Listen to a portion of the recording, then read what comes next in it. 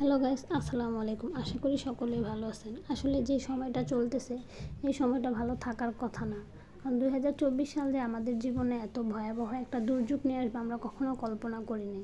তারপর আল্লাহর অশেষ রহমত আছে, এই জন্য এখনও অনেক জায়গায় অনেক মানুষ ভালো আছে, সুস্থ আছে। যাই হোক, 2024 সালটা আসলে এটা বলা ঠিক না, আল্লাহ যা করেন হয়তো বা ভালোর জন্যই করেন। জুলাই মাসটা আমাদের জীবনে গেল, রক্তে রঞ্জিত রাজপথ, কত ভাই ও বোনেরা মারা গেছে। জুলাই শেষ হলো, আগস্ট শুরু হলো, আগস্ট মাসে এই বন্যা বন্যা বন্যা। তো বন্যার কারণে অনেক মানুষ অনেক কষ্ট করতেছে, কেউ খেয়ে আছে, কেউ না খেয়ে আছে, কেউ ভালো আছে, কেউ ভালো নেই। আসলে যে পরিস্থিতি চলতেছে আসলে ভালো থাকার মতো না। আসলে আমরা সবাই ঘরে বসে যারা আছি বা যারা ভালো আছি আলহামদুলিল্লাহ সবাই বলি, আর সবাই নামাজ পড়ব, তাদের জন্য দোয়া করব যাতে আল্লাহ তাদেরকে হেফাজত করে, আল্লাহ যাতে তাদেরকে সুস্থ রাখে, ভালো রাখে। আর আসলে রিজিকের মালিক তো আল্লাহ।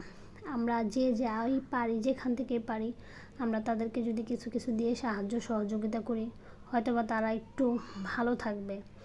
আসলে সাহায্য করলে কখনো কমে না। তো এখন যদি আমরা তাদের পাশে না দাঁড়াই তাহলে আর কে দাঁড়াবে?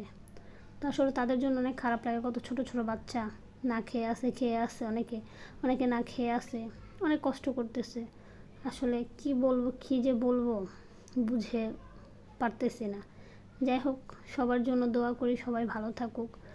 আমরা সবাই নামাজ পড়বো, নামাজ পড়ে আল্লাহর কাছে দোয়া করবো যাতে আল্লাহ আমাদের এই বিপদ থেকে উদ্ধার করে। সবাই ভালো থাকবেন, সুস্থ থাকবেন। আসসালামু আলাইকুম।